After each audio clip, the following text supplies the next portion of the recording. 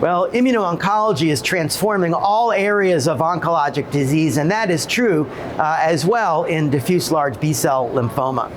I think there are two major areas where immuno-oncology is affecting DLBCL. The primary one are CAR T cells. There are now 3 FDA-approved CAR T cells in the third line or later setting, and 2 CAR T cells approved in the second line setting. These are settings where we previously considered patients at extremely high risk.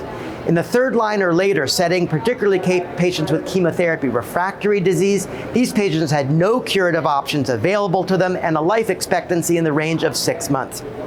Now, with these available CAR T-cell products, we can see that the majority of patients respond to CAR T-cell therapy in the third line or later setting, and about 40% of patients treated with Liza-cel or Axi-cel remain in remission even 2 years later. These remarkable data show that we are inducing deep remissions and even cures in previously incurable patients.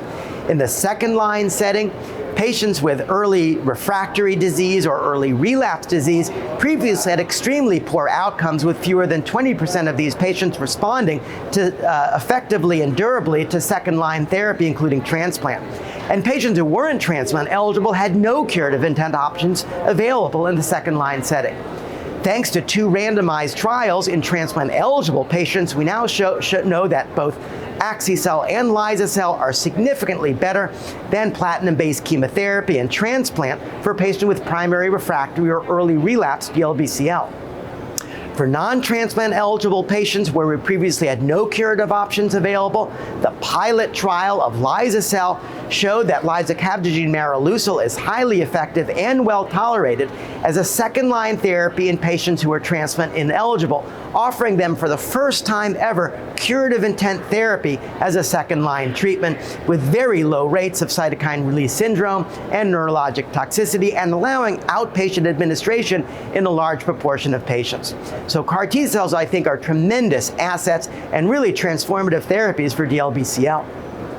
The next set of immuno-oncology drugs are going to be the bispecific antibodies, which are first going to be available in follicular lymphoma, but subsequently we anticipate will be available in relapse refractory diffuse large B-cell lymphoma in the third line or later setting. We see encouraging rates of overall response and complete response with these off-the-shelf products, including Glofitamab, Epcoritamab, and others. And so I'm very excited for these drugs to join our treatment armamentarium as well.